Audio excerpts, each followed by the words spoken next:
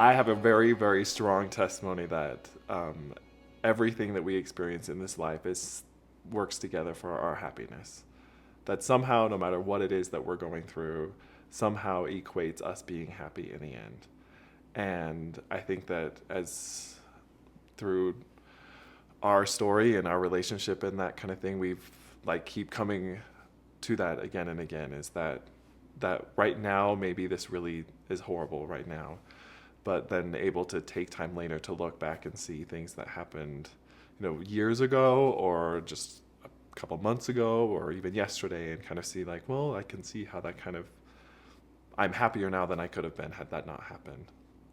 And I think that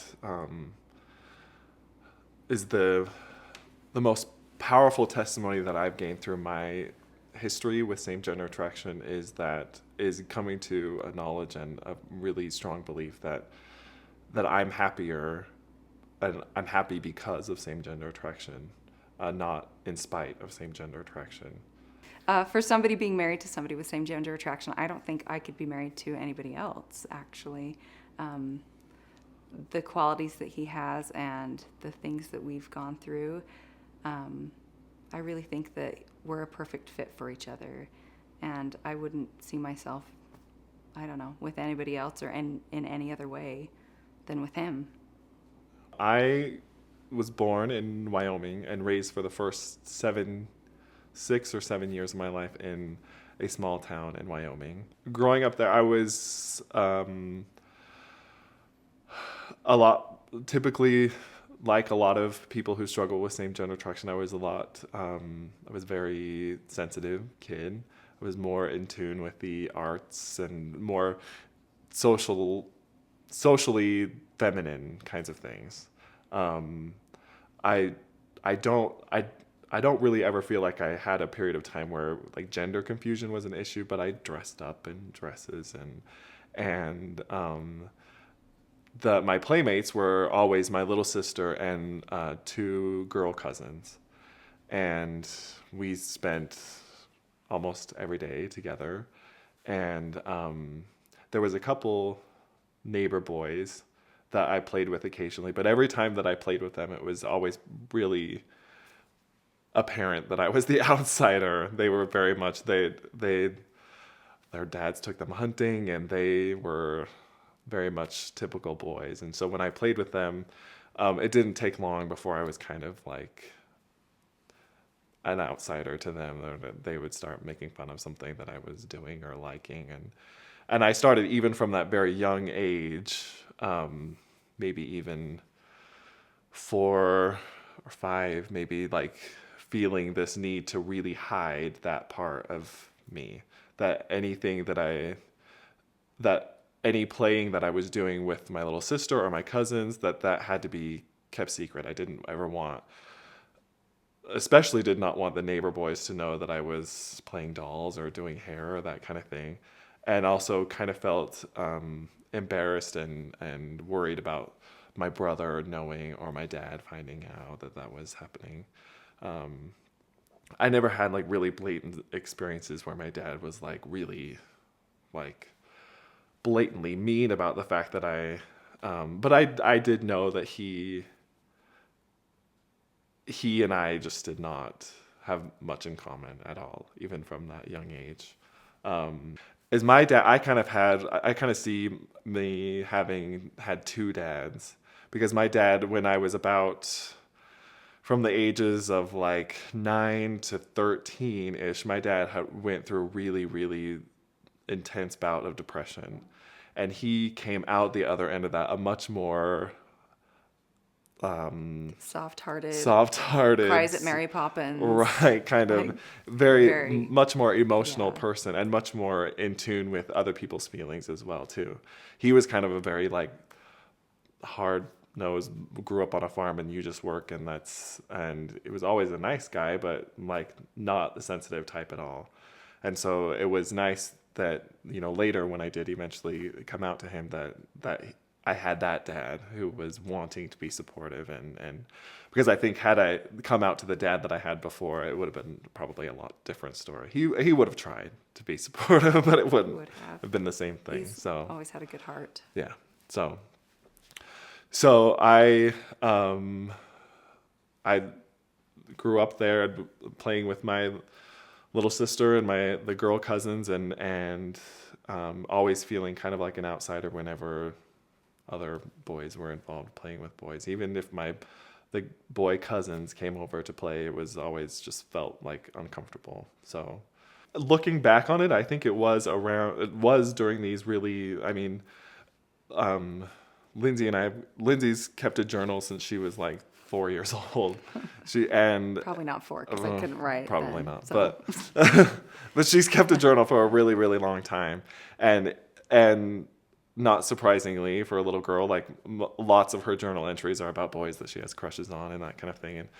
And reading over those things, I think about the feelings that I had at that age, and I'm sure that I felt the same way about boys at that time too.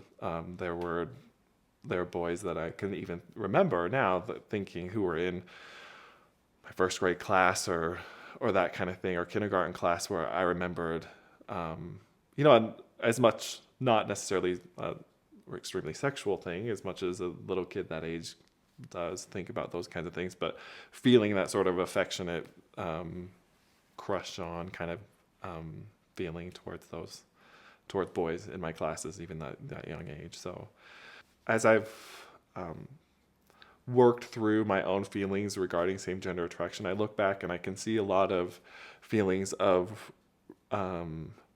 that, just wanting to fit in with that group. Always felt like I didn't really, with any group of boys, whether it was at church or at school or playing sports or whatever, I always just felt like I didn't really fit in. And that was kind of always this longing of wanting to be accepted by and loved by boys my age, or just males in general. I think it really just changes the way I look at my children now, and really wanting to be the best parent that I can be, to look out for whatever struggle they have and try to help them deal with that in a successful way, whatever it might be. I don't think that I really, at the age of 6 and 7 and 8 even, I don't know that I really was got able to conceptualize how that fit in with church. I know that or even that I just knew that I was embarrassed about like ever being perceived as not typical boy. So I would go out of I played sports, like I played league sports, junior jazz and baseball and that kind of thing. And I really didn't like playing basketball or baseball. I played soccer. And you liked that. And I really liked playing soccer. But even that part of it, I started playing soccer because my older sister did.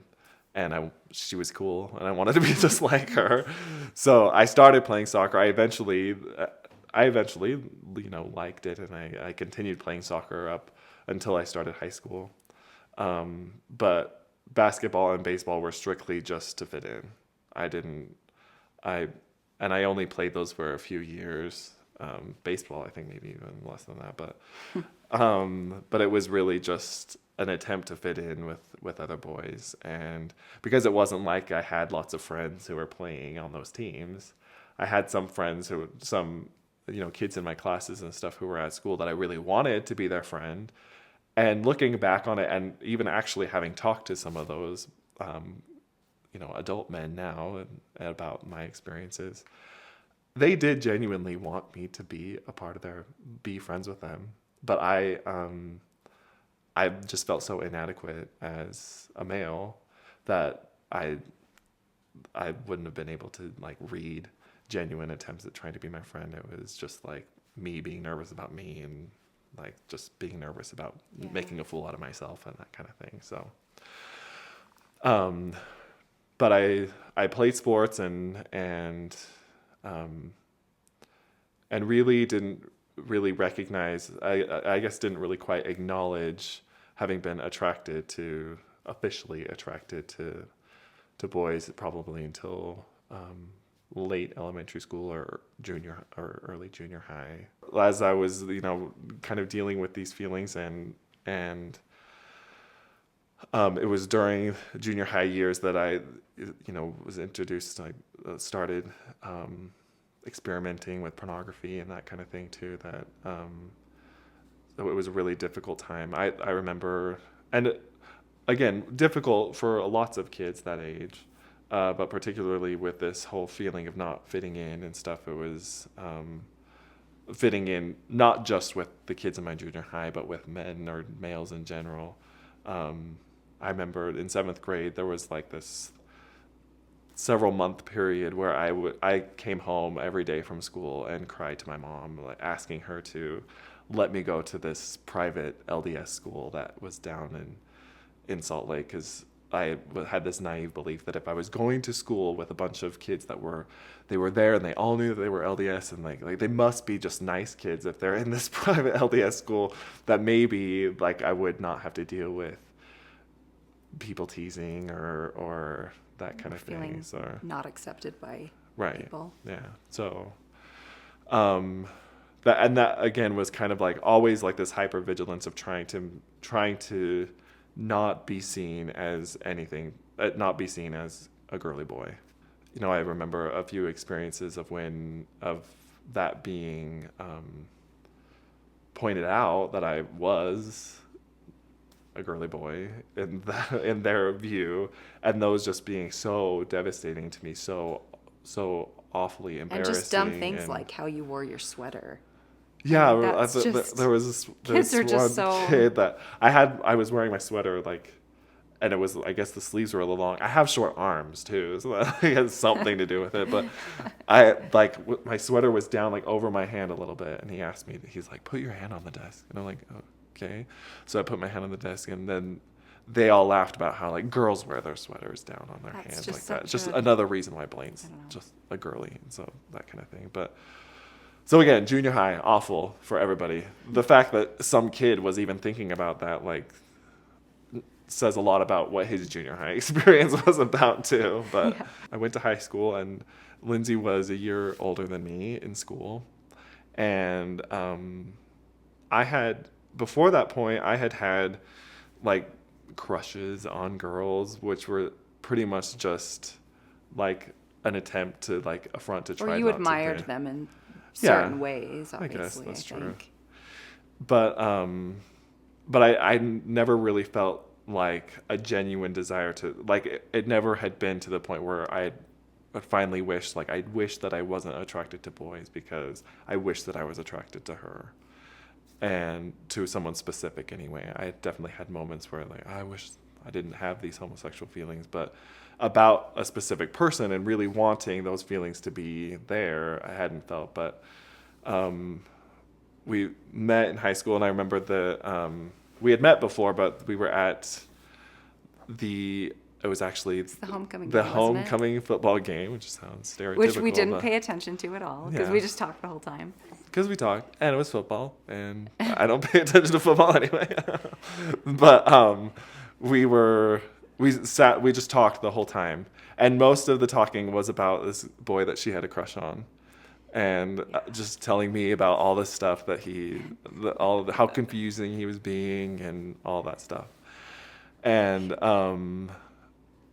but I remember I went home that night, and I was just checking in with my mom to tell her I was home, and she was like, "Oh, how are things today?" And I remember telling her, "There's this girl her name's Lindsay, and we talked a whole lot, and I wish that I was a year older," because she was a year older than me in school. And I just, said that was the reason why I didn't think it would work out. But I said I wish that I was a year older. And my mom was like, "Oh, okay." And looking back on that, I think my mom probably was like, "Oh my gosh, he likes a girl."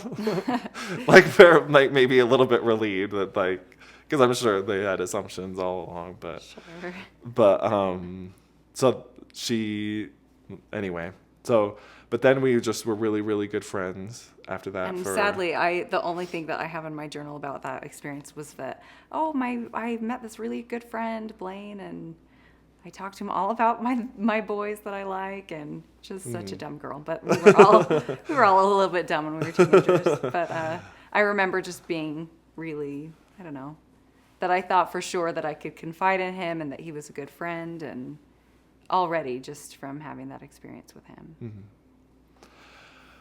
So, we were really good friends, and actually there was a group of several friends that this was the first time that I had really close friends that were guys in high school. There was a group of 8 of us, I think, and a couple of those were, besides myself, were guys, and that was like the first time in my life where I felt, totally accepted.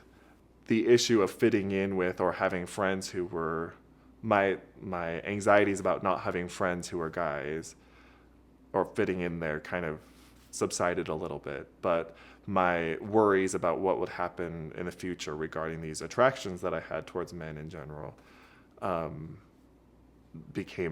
was more worried about that because I had one reason. I had Lindsay that I told everybody that I had this huge crush on, and I did admire her, and at times really thought, well, maybe I actually do have feelings for her. It just made me uncomfortable because we were best friends, and I don't know. I thought of him kind of as a little brother. So to me, I just thought, oh, he's my best friend, and it's a little odd that he likes me, but maybe he'll get over it. Yeah. I was worried about just looking down the road at the future. The idea of, I'm in high school, so I don't have to worry about getting married or having kids, but all the while this was during this time, all through high school, I had serious problems with pornography too. And so, and it was from the beginning of my experience with pornography to whatever, it was all men, it was all homosexual pornography. And so reconciling my feelings with that, and just as you are growing through that age, your sexual intensity and your feelings get more strong. And so that, I worried about my future and what, marriage or family or that kind of thing would eventually happen. But most of the time I was able to, just have a good time with friends that I had there. And there was no denying that I was attracted to men. My hours of pornography looking at pornographic men would be evidence for that. But I'd never said it out loud or even written in a journal. I'd never acknowledged anything outside of my head that I had these attractions towards men. In secret, I fantasized about men, but never said anything out loud to anybody, to my parents or anybody. I had gone to my bishop about pornography. I'd never specified what kind of pornography it was. I just said that I had problems with pornography and worked with a bishop, in high school, but never specifically addressed the same gender attraction issue. The same gender attraction that I felt at that time and was experiencing through pornography and masturbation and that kind of thing was something that was so secret in my mind that I didn't really ever even acknowledge it to God in my prayers or anything. I felt guilty about it, and I felt that the fact that I had those attractions in the first place made me flawed to begin with. But I felt like that was a problem with me, not with God. A few points in my history where I feel like I had actual anger towards God about these feelings. But most of the time when I've had difficulty, it's like my feelings have always felt like the feelings that I've struggled with are feelings of me feeling inadequate and me failing somehow, not that I felt picked on by God, which maybe seems strange. I just not really. In fact, a few times when I can think about being angry at God, it was for things that it wasn't about same-gender attraction. It was about in high school when I didn't get the lead in the play that I really, really wanted that lead, and I worked so hard for it and didn't get it, and I had a really angry prayer with God about that. But I really, honestly, I don't remember angry prayers with God about same-gender attraction. I just remember like very, very intense feelings of inadequacy and like that I didn't measure up. After high school, I went to a semester at Utah State as a music major, and that cured that of wanting to do music. After that, I sang and stuff, but decided I didn't want to do music as a career. That was what that semester was for, I guess. But I came home every weekend to hang out with Lindsay. I know, and we had my a really friends. close group of friends that would just hang out all of the time. And Yeah. we're really close with all of them, most of them now. Still now, yeah. Yeah, So, one of them married into our family, married his little sister, so yeah. it's So, kind of nice, but yeah. anyway, we digress. So, but I got a mission call to Taiwan. I specified in my papers that I wanted to go on a foreign mission, but it never occurred to me, like that side of the world never even crossed my mind. So when I got that mission call, it was like, that is really foreign. Like I felt immediately, like I had up until that point, I immediately felt inadequate. I immediately felt like, okay, I feel like I could learn German or French. I don't feel like I could learn Chinese, and I don't feel like that. And so, and then like that sort of thought process just led into, well, you've done this in your history, and you've had these attractions to men, and you've had all there's no way that you're going to be able to have the Spirit with you on a mission. And so that was something that I struggled with a lot before I went on my mission, but feel like I had some good experiences to be able to sort of settle those feelings a little bit before I left my mission. But while I was on my mission, I was out on my mission a total of 5 or 6 months. And during that time, my parents and friends all have letters of saying how awesome everything is and how wonderful I was doing and how amazing things were. But the entire time, from the moment I stepped into the MTC till I got home, I was in turmoil with just all these feelings and thoughts about what an awful person I was, and how could I expect to be out here serving a mission with having the experiences that I've had and viewing pornography. And there was one time that you fantasize about this, and how could you expect that like you'd ever be able to have the Spirit with you enough to teach somebody when you've had these feelings and you've had these thoughts and you've done this and that and everything. And so, because I was just writing home, telling everybody how awesome everything was, and that was another thing too, the mission president said, just make sure you're telling your family what good things are happening. They don't need to know about everything that's troubling you. You don't need to worry them. He kind of had some... And so, like, in my mind, Yeah. I'm like, okay, I gotta only say good things that are happening. I just wanted to, I was so concerned about following all the rules, because if I didn't follow a rule, then how could I expect to be sufficient as a missionary? So they were surprised when my parents got a call saying that they were sending me home to get help with anxiety and depression. I remember I was, every morning while my companion was in the shower and stuff getting ready, that was the official time that I sort of let myself cry. And I would sit there and I would think about, the feelings of same-gender attraction that I had, and all these sins that I had committed, and how awful it was that I was trying to pretend to be worthy of this calling, and lots of other anxieties too, like that became really irrational. Like, when I get back, no one's even going to know who I am. I've been gone for so long. And so that was officially the time that I would just let myself cry about things. And one morning while my companion was getting ready, he came out after he got ready, and I was really shocked back into reality, and then scared, because I realized that whole morning I'd been thinking about how much better I'd be if I were dead, how much better things would be if I just wasn't alive anymore. And I hadn't really thought about what I would do to kill myself or anything, but just the idea of just not existing anymore was just like the only peace that I could find that morning.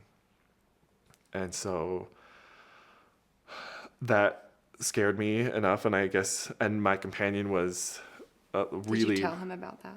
Yeah, yeah. So I because that kind of scared me so much, I told my companion about that, and we called the mission president, and we had a couple of over the phone interviews with an area That's right. therapist or whatever, and they decided that I needed to come home to get help. So I came home, and my guy friends were all out on missions, and I had friends at home that were at home, And that's the point that I really, when he came home, for days, I was just kind of a wreck. I just remember thinking how much I loved him even more at that point, and wanting to help him and wanting to, I don't know. I didn't know what I could do to help him actually, but just be there for him. and this is like nobody had. And when I look back on the depression and the anxiety that I had on my mission, I think a lot of it came from the thought processes and stuff that are similar, that some of my same gender attraction comes out of that as well. Some of the anxieties about that. I don't feel like I came home because I had same gender attraction, and I never tell anybody that.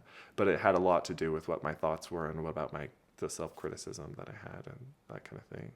I told everybody that I had a lot of anxiety, and I talked a lot about the anxieties that I had about like being away from home for so long, and self-criticism and that kind of thing, but it was very Never vague. anything specifically It was about very same-gender vague attraction, about for what, sure. yeah, specifically those criticisms were. So I went to a therapist and didn't talk about same-gender attraction there, and I talked to my bishop and my stake president, never talked about it, didn't tell anybody about it, or my parents, and just kind of continued just kind of, I don't know, really not hoping that it, I guess hoping that it would go away, but just mostly ignoring it. And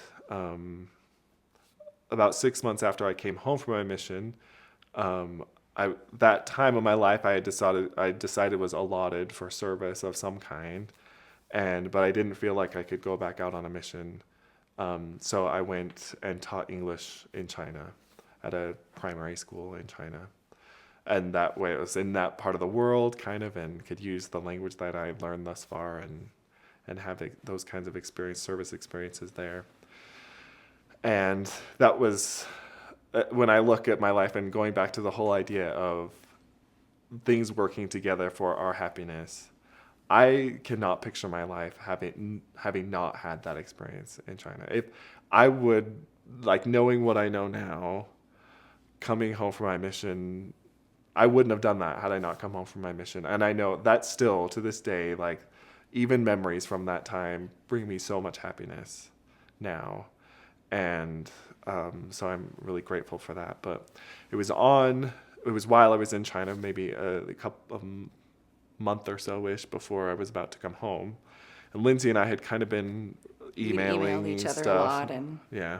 I was very much planning on dating him when he came home. Like, I was ready for maybe the bugs of his mission had been worked out, and because that was obviously, a very difficult situation to deal with, and dating, if he was going to go back on a mission or if he was not, or so this China thing, we were best friends still and wrote to each other the whole time.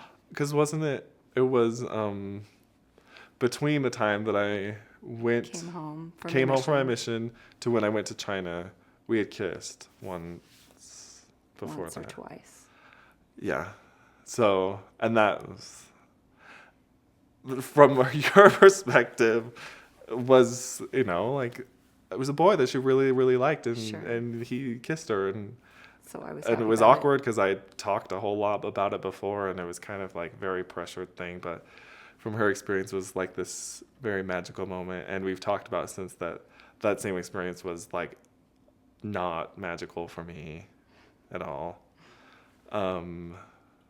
It's it's funny to think back. Mostly once again, it just shows how good we are together, because I was very nervous I always liked boys, but I was very nervous about committing to them. So, like, when we kissed once, even after that, I was a little bit like, okay, I don't know if I'm ready for this, but it really was, I liked it, obviously. It was Sure. a good experience, but Yeah. I was still kind of nervous to jump into anything with anybody. So it was kind of, Yeah. it felt safe to have him there just as my friend and know that he would kind of always be there at the same time. But I remember, I think it was during this time too, like after my mission, before going to China, that that was like sort of when we started trying dating and that kind of thing. I was trying, she was, Wait, after your mission? yeah.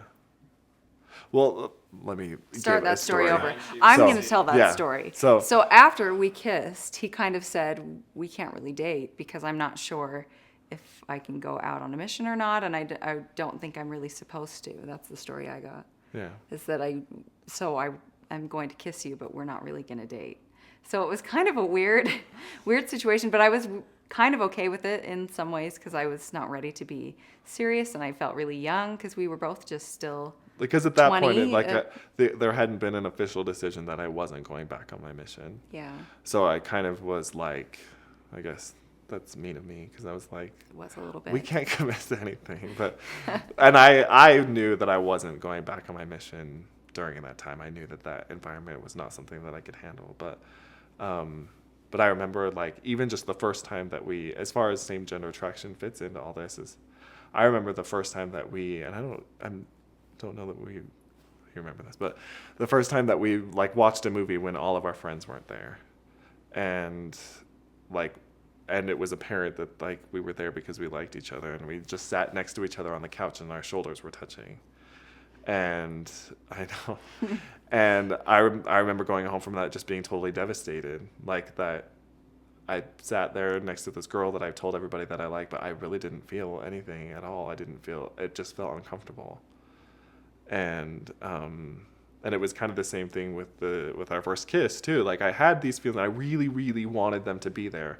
I really liked her a lot, and at this point I'd known her for a long time and I loved her, but feeling this really strong desire and this anticipation that when I kiss her, that it will be something that, hoping that I would feel like this, I want to kiss her again and again kind of thing.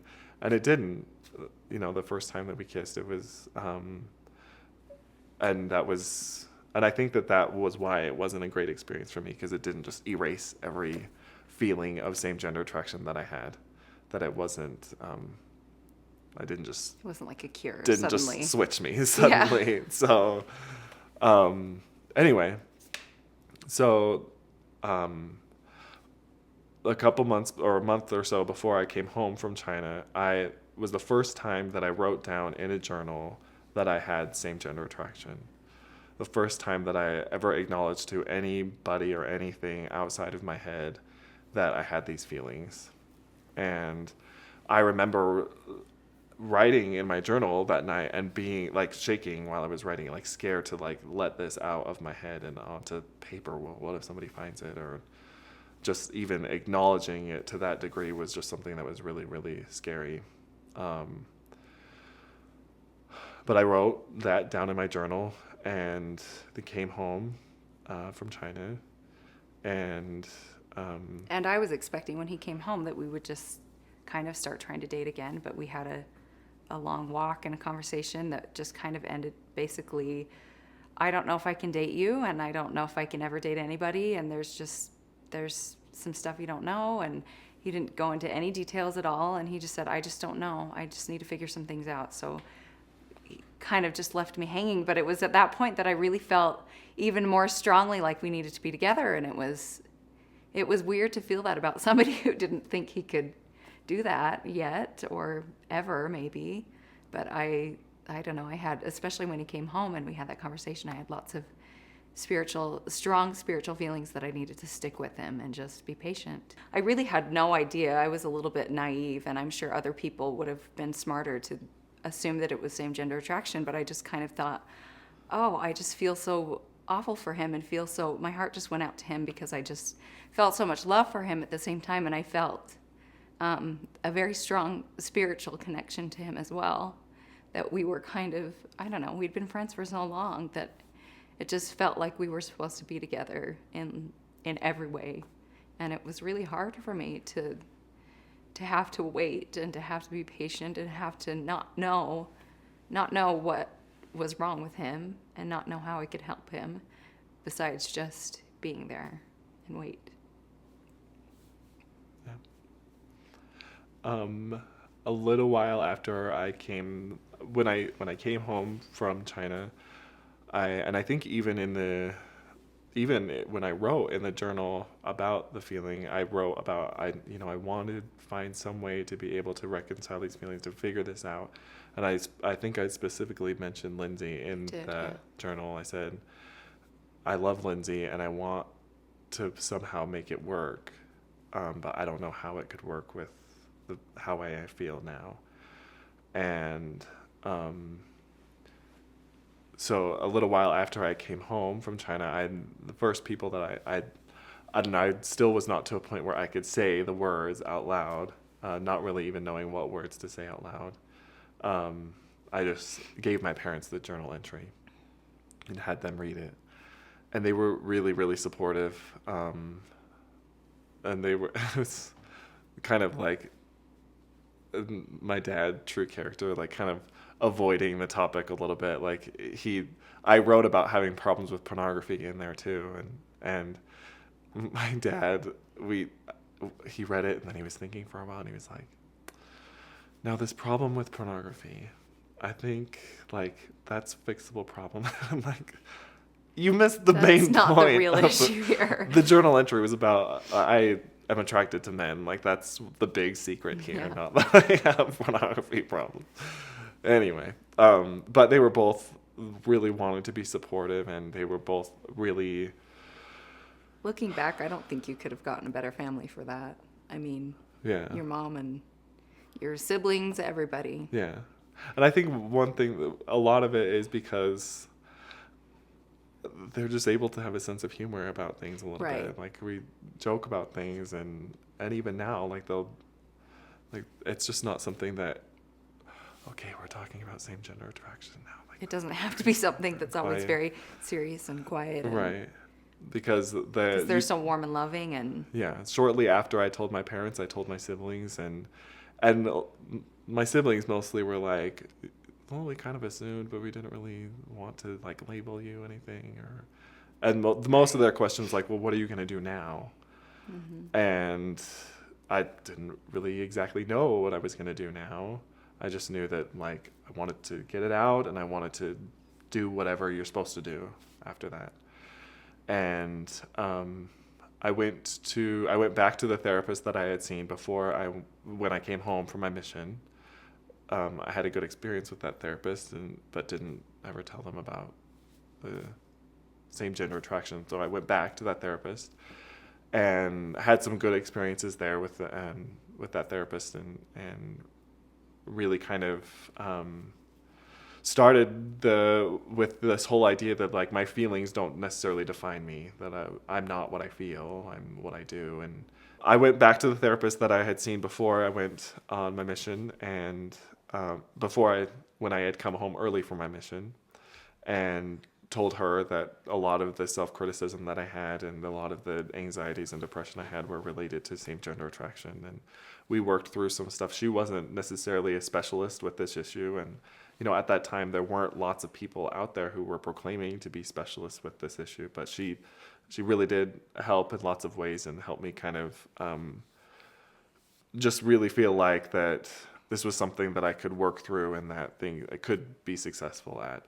She didn't have all the answers. She just was a good person to provide some hope that things could get better. And so a little while after that, I don't know. Probably about a couple months after you came home from China that we talked. I think it was probably within a week or so of when I told my parents. But Lindsay and I went for a walk in Layton Park. And I took the journal entry with me because I was not really sure how to express these feelings in words, verbal words. And I just gave her the journal entry and asked her to read it and sat there while she read it. And do you have any thoughts on that? I just remember feeling, it's funny because I don't remember that moment very well I remember the moments after it and the days after it, the feelings that I had. I just remember being a little bit shocked, but at the same time, like, I don't know, ready to accept that at the same time, and ready to, I don't know. We talked, and he said, take your time, because I think I'm ready to kind of try to start dating you. And this is what I'm dealing with. Can you deal with that? And so I went home, and he said, talk to your family about it. I want you to feel free to tell them about it. And I did. I called my sister, and I remember feeling so much strength from my family at that point in time, and them just coming all together, not judging him one bit, saying, well, he's trying, isn't he? Yeah, that was the one thing my sister said. He just went to the temple today, didn't he? Yeah, so what's the problem? He's still Blaine. He hasn't changed. And I really remember being struck by that feeling that he wasn't any different in my eyes at all. It was still the person that I wanted to be with, and I wouldn't change anything about him still. And I had lots of spiritual experiences with reading scriptures that came to mind about, if you felt right about him before, then why should that change now, you know? And so after a few days, we went for a walk again, and and I told him that I could do it, and that my family was behind me, supporting me and him, and that I felt very strongly that God was supporting us as well. Yeah. Finally knowing after all these years what was happening, and obviously I still had a lot of questions about it. It was very new, and I feel way more comfortable with it than I did then, obviously, but it was very much a relief to finally know, to put like a face to the problem a little bit and say, oh my gosh, that's what we've been dealing with this whole time. And that's why it took him 3 years. That's why it took him 3 years to hold my hand, and then another year to kiss, and then another. And once again, I think it was fine for me, because all of those things I needed some time for. I don't know, it worked for me. And that's why I think our situation is so unique and so special. It's because we work for each other, not just me for him, but him for me. Yeah.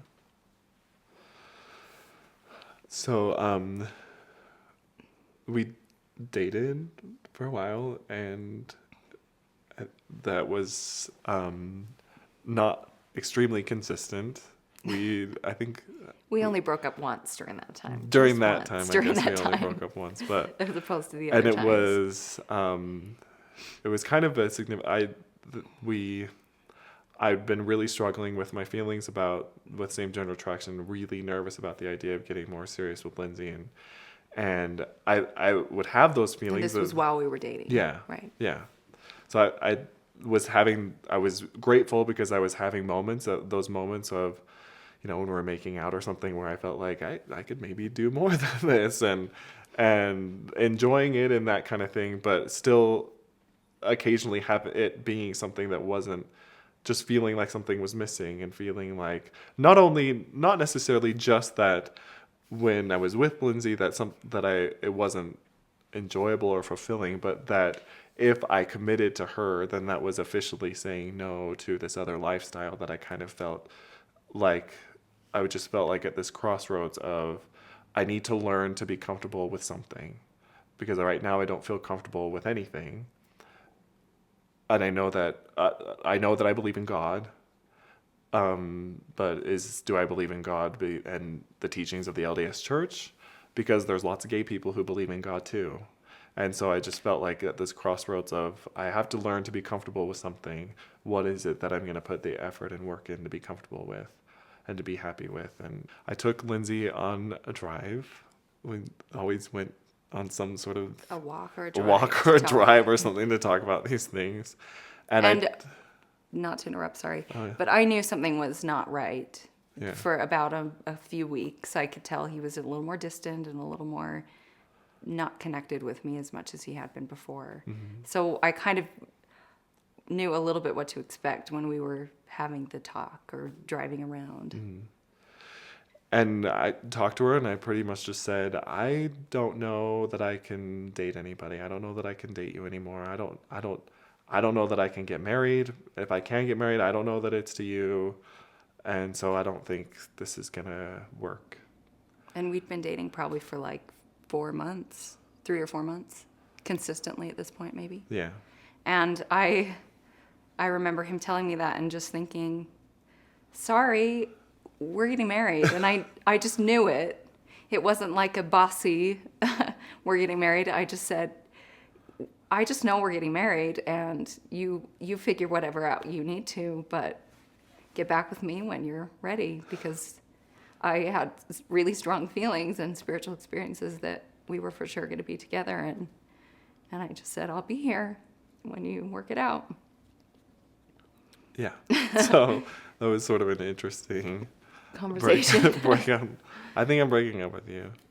Well, I'll be here when you get back, I guess. That kind of thing. Take whatever time you need, but Yeah. I'll be here. We're getting married, so anyway. After we had this conversation where I broke up with her and she said, okay, well, we're getting married. I planned a trip back to China, and I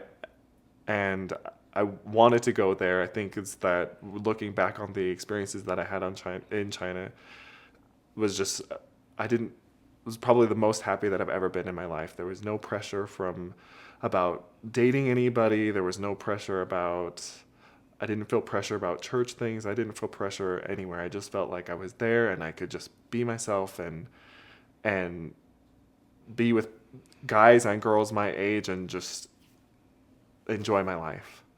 And so I planned this trip back to China, and I wanted to go by myself and just adventure all things on my own. But I think my parents were very concerned that I would go to China and not come back, because I didn't tell them that. I just said that I really wanted to visit the places I had been. And so, but now since then we've talked, and my parents were really very concerned that I would go to China, and because they knew how happy I was there, and they knew the turmoil that I had kind of been since I had come home. And so they were not in a financial position at all to send my dad with me, but they made it happen somehow. I don't know what they did to hope it was legal. But they got enough money for my dad to come with me. And I remember being so annoyed that my dad was coming with me, but he just talked up like, I've always wanted to go to China, and it would be really cool to go with you. And a lot of the trip, I was just so irritated that my dad was there, and I was just wanting to have this moment of like self-discovery and everything. But being there and kind of thinking about the experiences that I had been having with Lindsay, and kind of really determining what I wanted and what direction I wanted to take. My dad and I didn't have lots of really meaningful conversations in China. It was mostly me like going to these places that I had already been, and taking my dad and letting him enjoy them, but it gave me a lot of time to really think about what I wanted. And I remember I just decided that I wanted to buy something for Lindsay while I was there, and I'd not for sure know why. It was like not like necessarily as a getting back together gift or whatever, but wanted to buy something for her there. And I went into this art shop that had just some student painters there, and they were talking to me about these different paintings that they had. And there was one painting of a scroll painting of cherry blossoms, and they said that, in China, cherry blossoms are a symbol of strength, because they bloom, I guess, at a time when other things don't bloom. I didn't remember exactly why they said that they were a symbol of strength, but maybe they were just trying to get me to buy a picture. I don't know. But it was effective, because I bought the picture with Lindsay in mind, thinking about what a strong person that she was willing even to deal with the problems that I had. And I came home, and Lindsay at that time was I was in Savior of the World at the conference center, and just in the chorus, and it was very much a spiritual experience for me to be in that. And it's funny because I went into the experience hoping that I could make a lot of friends and have it be this like really fun social thing, but I didn't really make a lot of friends. It was very much I felt like it was very much an experience to be like, this is for you to grow closer to God and to have a spiritual time for you to reflect about you and Blaine and about those things. And meanwhile, he was in China while I was doing lots of these performances, and I felt every night I got to be an angel on the colonnade singing about the birth of Christ. And I felt very close to others that had passed and people on the other side of the veil supporting me in this trial, and really feeling like everything would be okay when Blaine came home and that somehow we would be together. And it was a really neat experience for me to feel that and to feel so much love for him when we were apart and broken up even at this time. So I came home. I just surprised her at one of the performances of Savior of the World. Just came and gave her the present, and I don't remember exactly when the official decision came that I wanted to try dating. I wanted to try dating again, and I think that I having the experiences that I had and stuff, and I think a lot of looking back on the decision to choose this lifestyle as opposed to do something else, I think that I was really blessed to have her who had so much faith that it was going to work out, because my faith was so uncertain about it. And so knowing her and knowing how close she was to God and how much faith she had, it was really like, at times when I was like, I don't know if this will work, I knew how certain she knew that it would work. And so I just kind of there were several times and I just was like, well, she's much closer to God than I am, and she feels like it's going to work. And so I'm going to trust that it will. And so we started dating again, and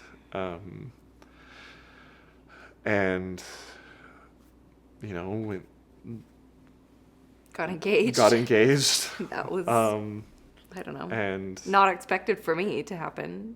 I didn't expect it to be so sudden. Yeah. Or so soon, I guess. But yeah, then we got married, and I don't really know, like, I don't like have like a specific experience where it was like, okay, you feel this way and like get married. It was just over time, like I just was getting closer and closer to the Spirit, I think.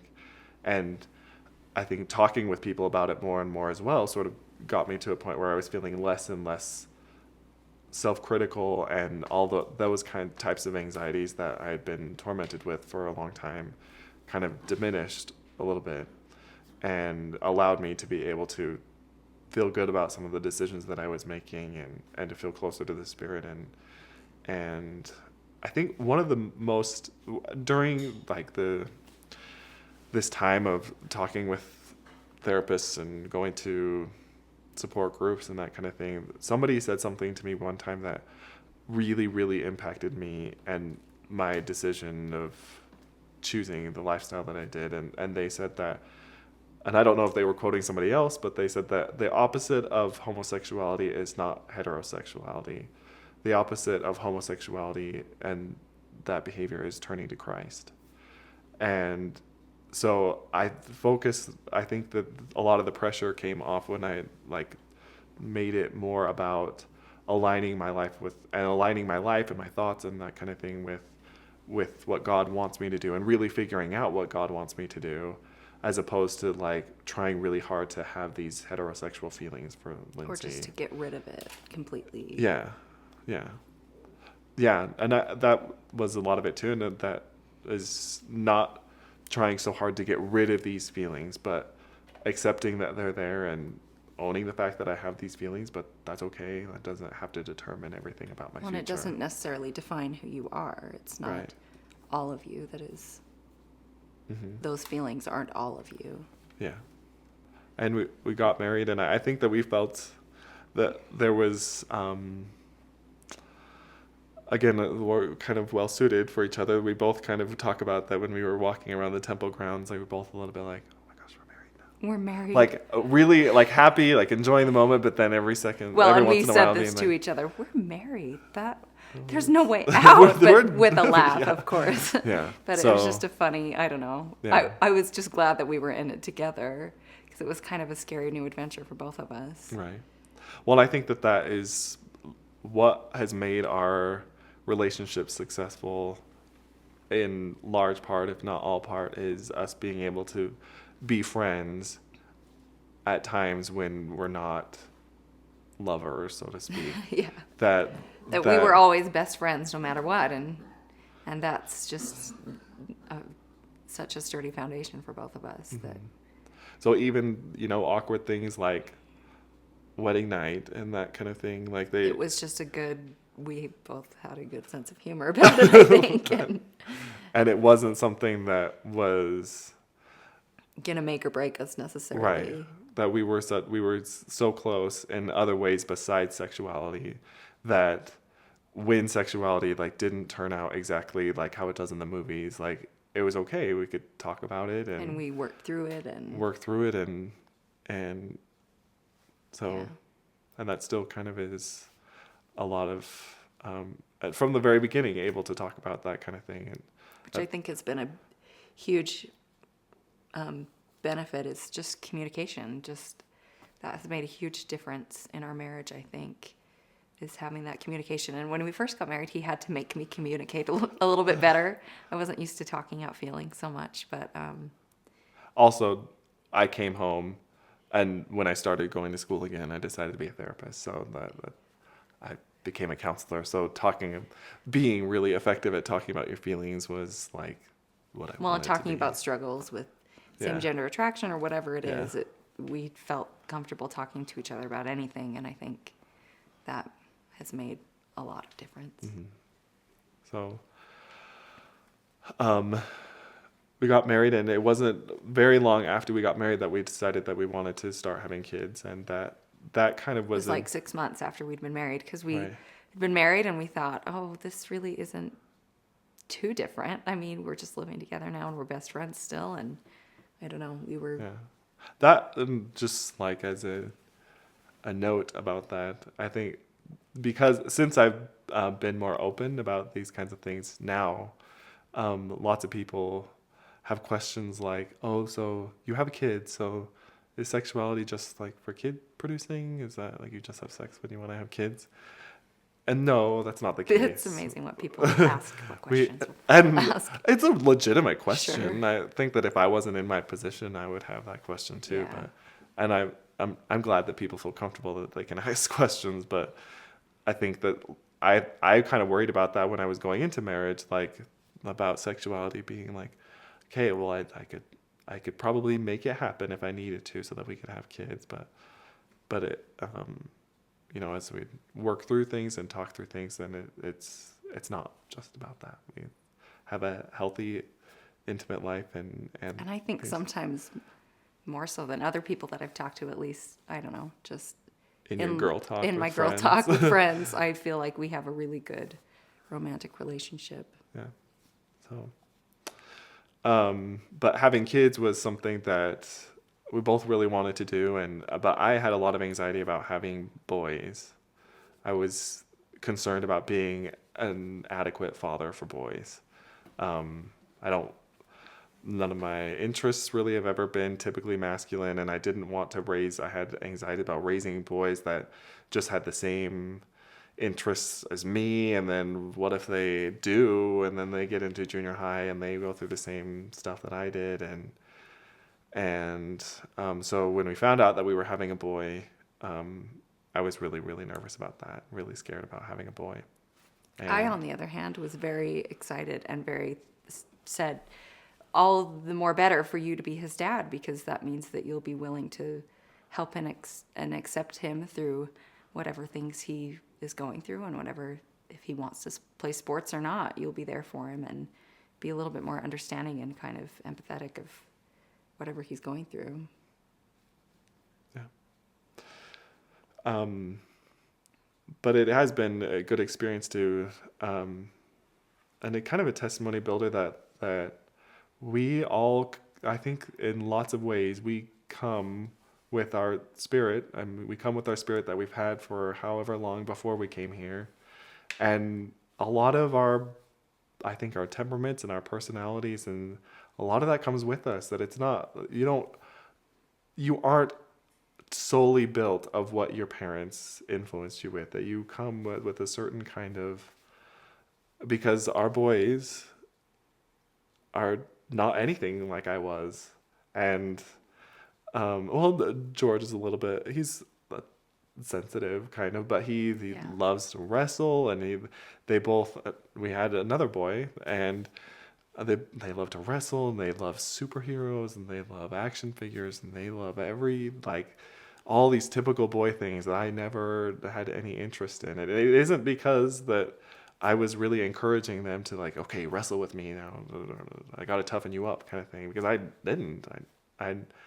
And it's a rare occasion now that I'd wrestle with them, and when we're spending time together, and I think that kind of is a testimony to me of the eternal nature of our spirits, that this is a short time on earth, and we experience things, and we are influenced by things, parents or peers or whatever, but it's just that that we are who we are, and we've been who we are for a long time. And I think that as we move into, as things are now, I think that is the most valuable thing that I have learned over time, is having an eternal perspective of what things and what trials right now really mean. The purpose of trials now means so much more than just what I'm going through right this second. I think that we talked earlier about I think communication being a big reason why things have kind of worked for us, is because we're able to talk about things. I think one of the things that we're able to talk about is the kind of the feelings that are the holes in my life that I feel like are there, emotionally, and that kind of thing, which is sort of this drive or this need to be accepted by and loved by male population.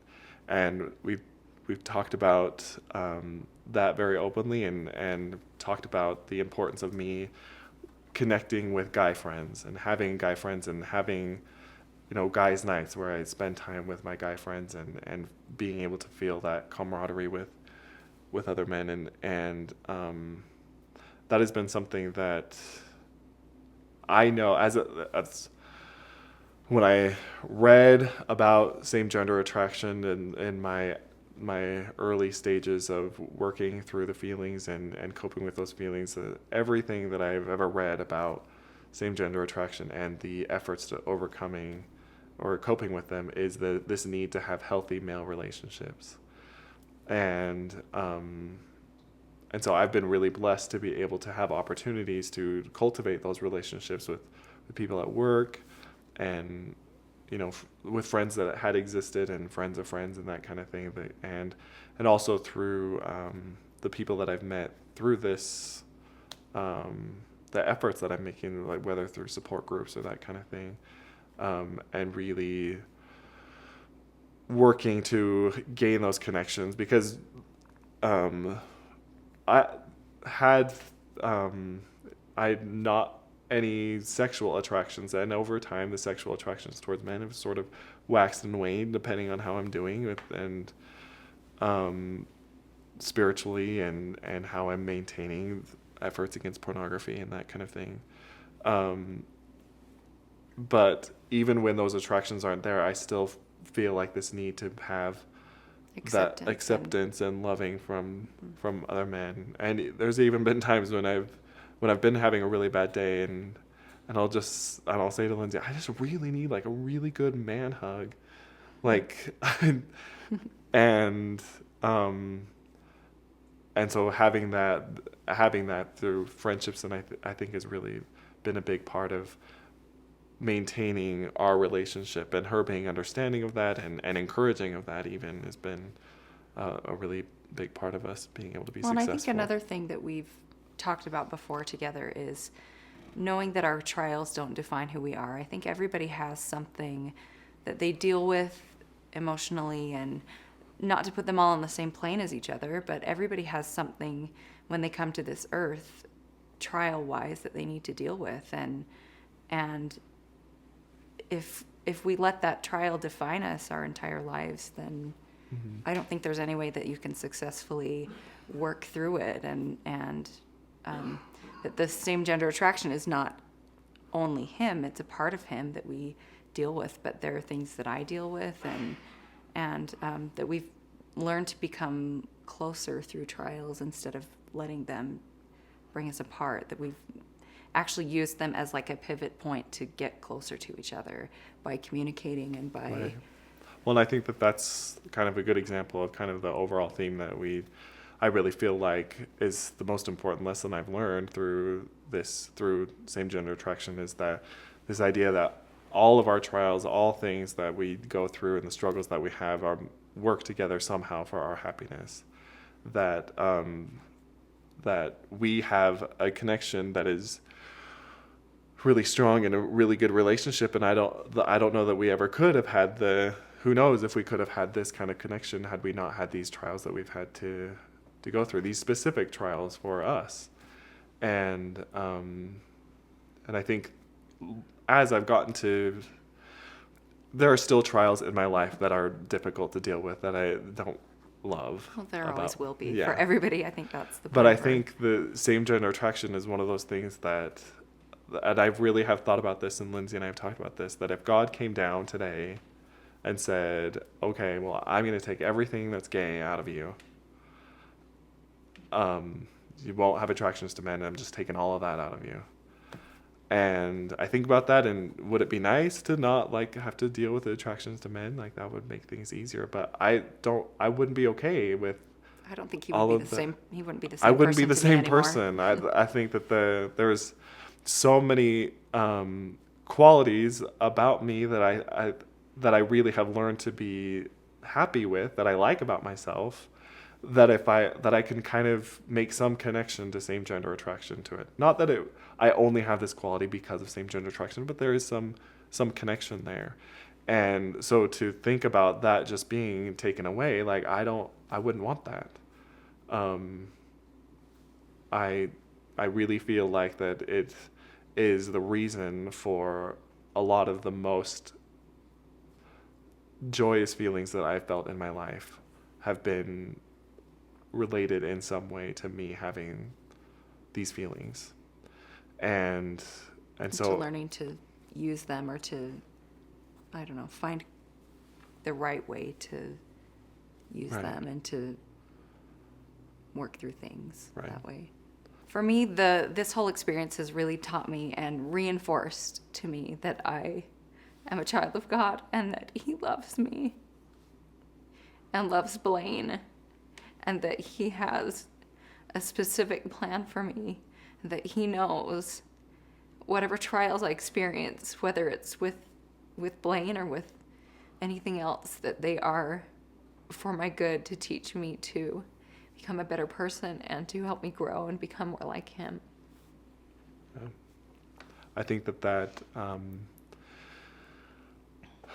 my experience with this has really taught me about the nature of God, and I think that he is more than anything merciful and loving, and really, really wants for us to be like him. And I think the defining characteristic of God is that he has all happiness.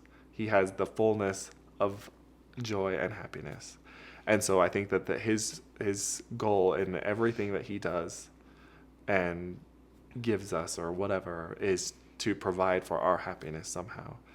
And same gender attraction fits right in with that. I think it's part of me becoming like him.